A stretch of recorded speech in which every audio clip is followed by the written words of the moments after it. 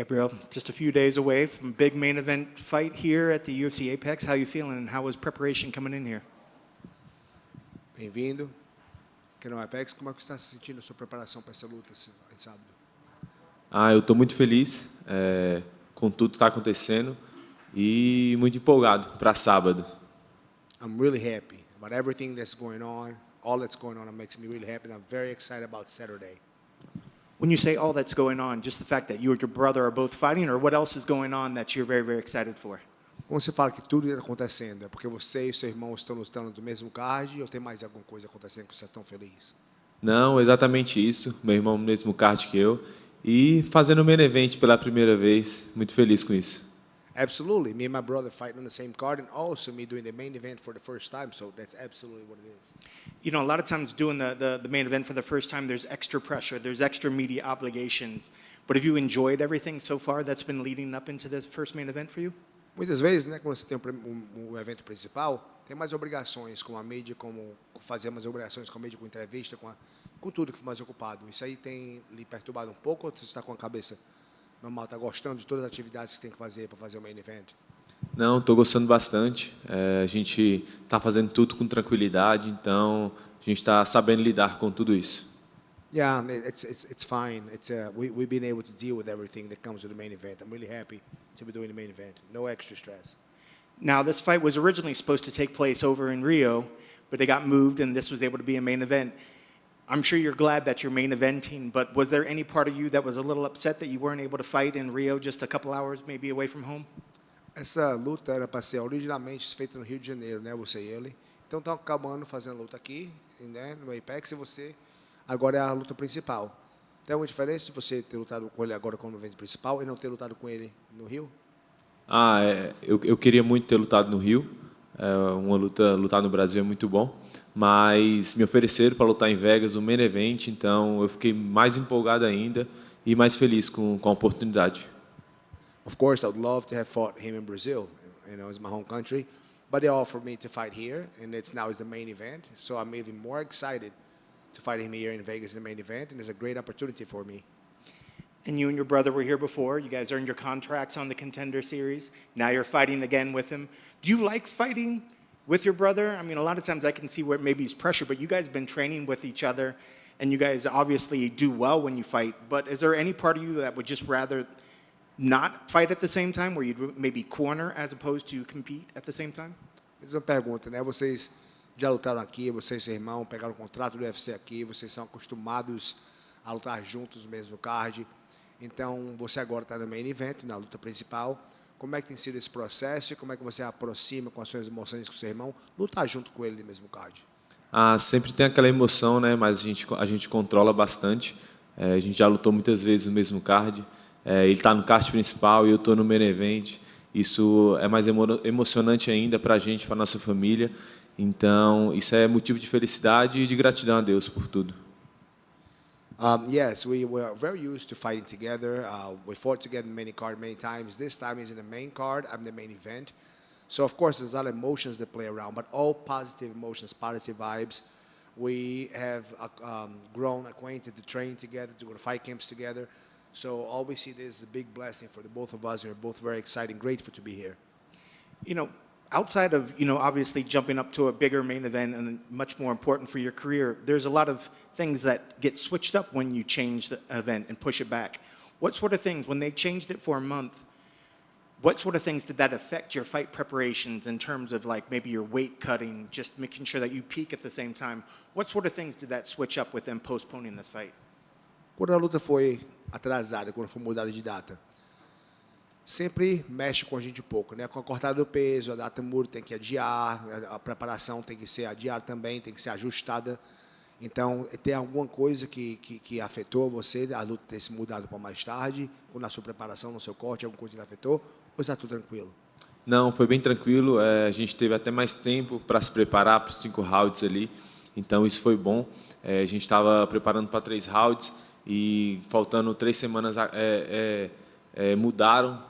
Ele saiu da luta, o Randy Brown, e nisso me deram um main event para fazer 5 rounds. Então isso me deu mais tempo para me preparar para 5 rounds. Not really. This delay actually worked well for me because I was prepared to fight in Randy Ball for 3 rounds. So when it moved now to a little later during the main event, just got me more ready to adjust my training camp so I could be ready to prepare to fight 5 rounds. So are you excited that you're having the 5 rounds? I mean, a lot of times three rounds is nice. You can go at a high pace for the whole time. But with it switching to a 5, you do enjoy the fact that it is a 5 round now instead of... Você está feliz que você vai ter a oportunidade de lutar uma luta de 5 rounds? Muita gente gosta de falar 3 rounds, né? Que dá pra botar o pé no gás ali, para ter 3 rounds mesmo no pau.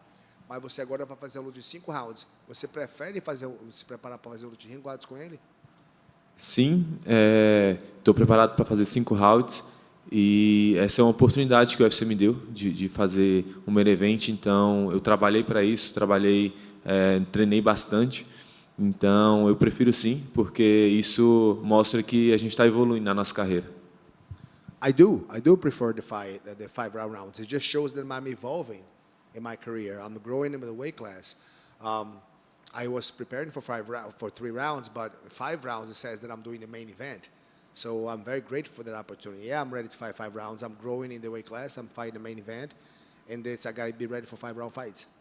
Well, let's look across the cage from you. Randy Brown, when you get that name, what were your thoughts on him, and where is he dangerous, and what sort of stuff are you expecting from him on Saturday night?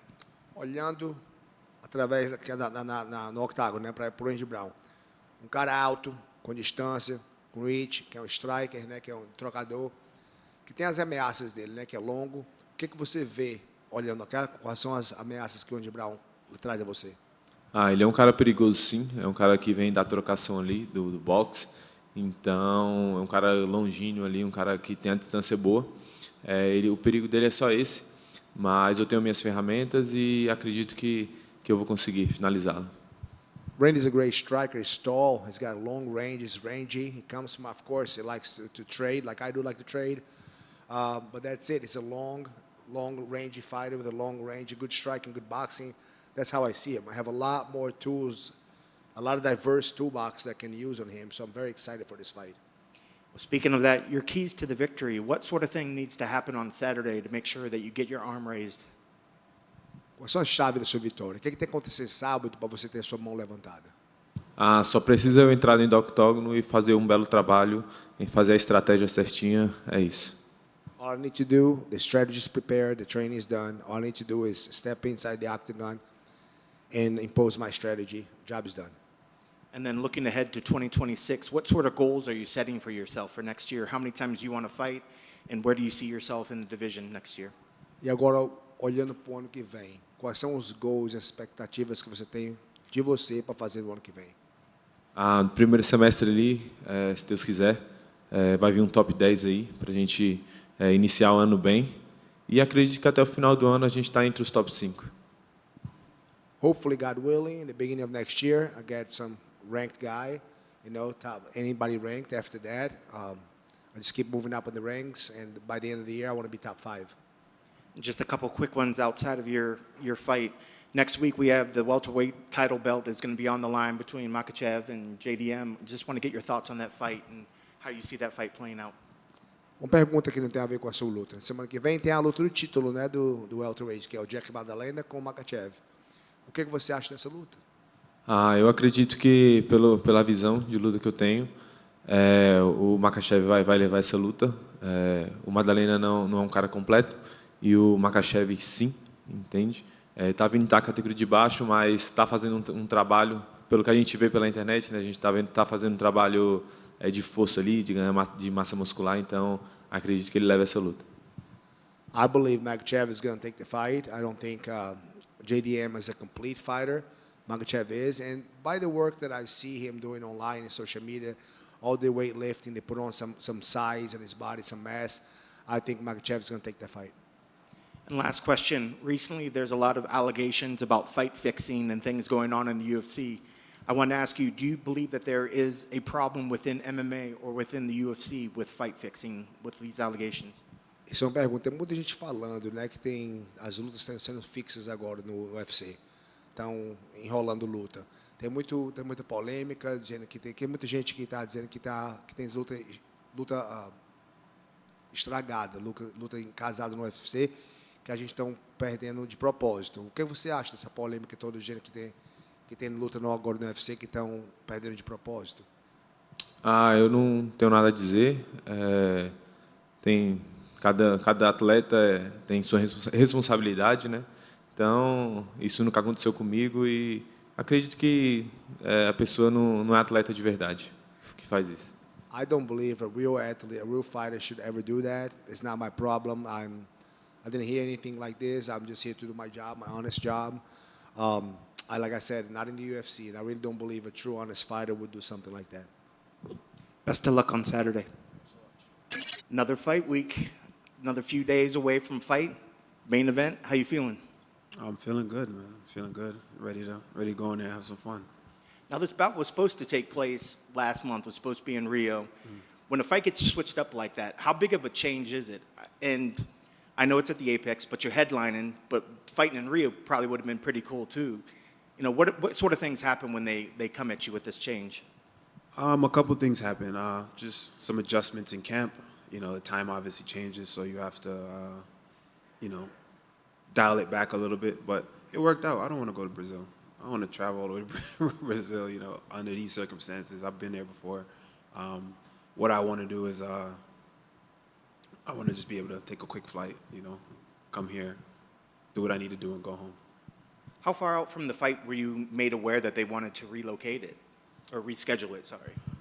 It was maybe about, I don't know, maybe about 4 weeks out, 4 to 5-ish weeks or something like that. How much does that affect? Europe, you don't look like you bulk up too much outside of a fight week, but I mean, how much does that change the fact of when you're trying to peak for your weight and to have your endurance? I mean, is it a big switch? Do you have to kind of cool things down for a little bit when they pushed it back? You pull back a bit, but honestly, the last camp was a little short notice, so this works. This works, you know. Small adjustments, nothing crazy. Small adjustments and just dialing back, like you said, so I don't overdo it, but gives me more time to perfect things, and it works for me. I like that.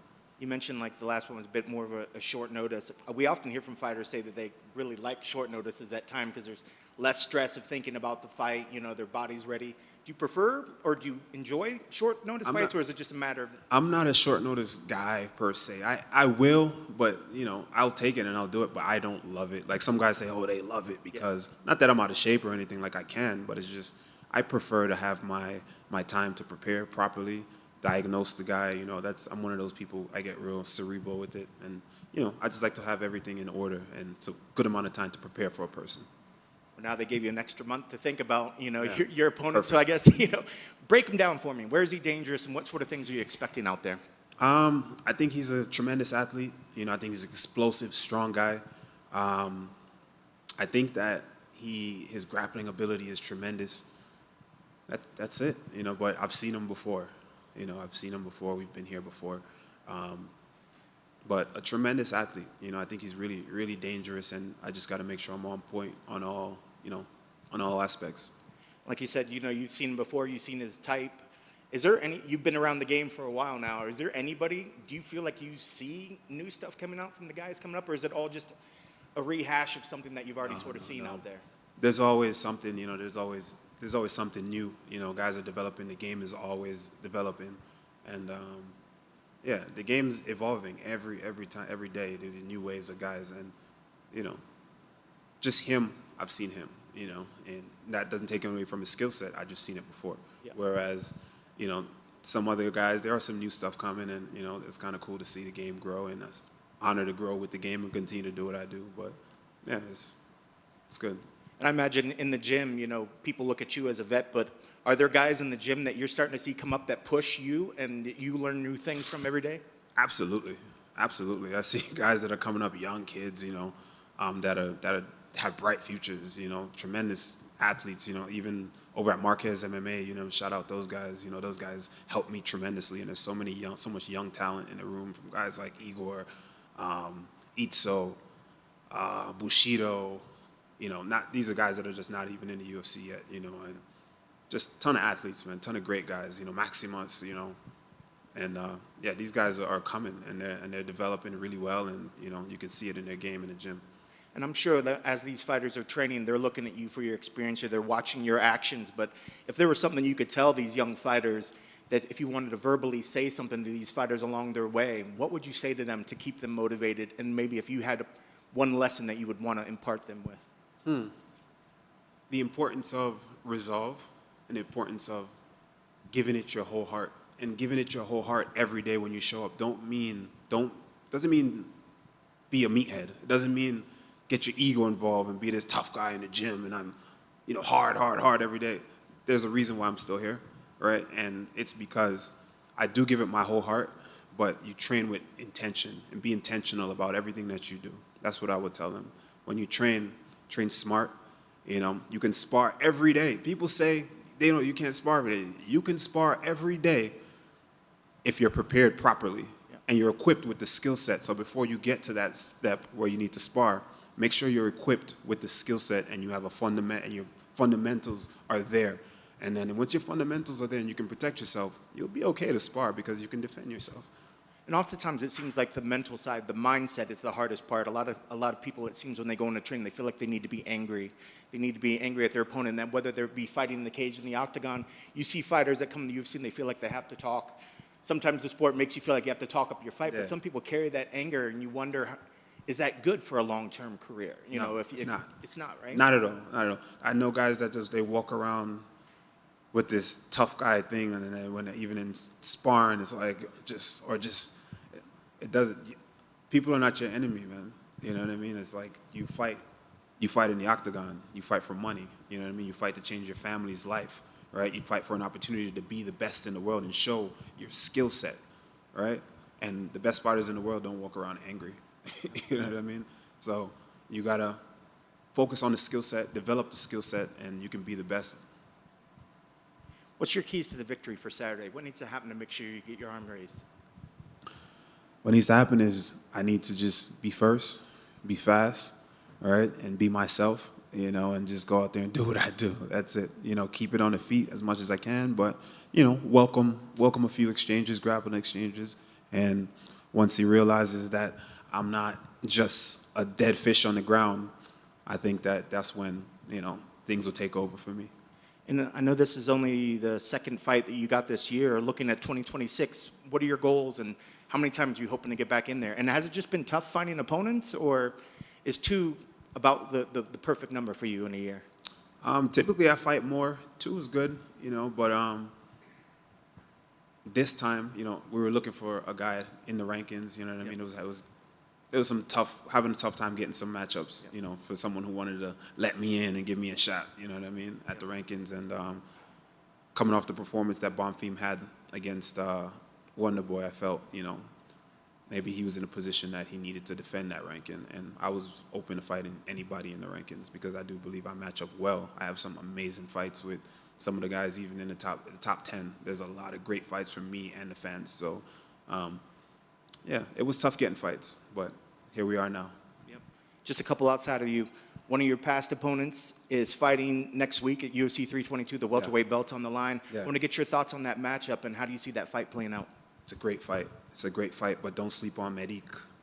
Merik, my guy Merik. Shout out to Merik. Good guy right there. And skilled guy. I trained with him, for a little bit, for a couple months. And, not for this fight, but in the past.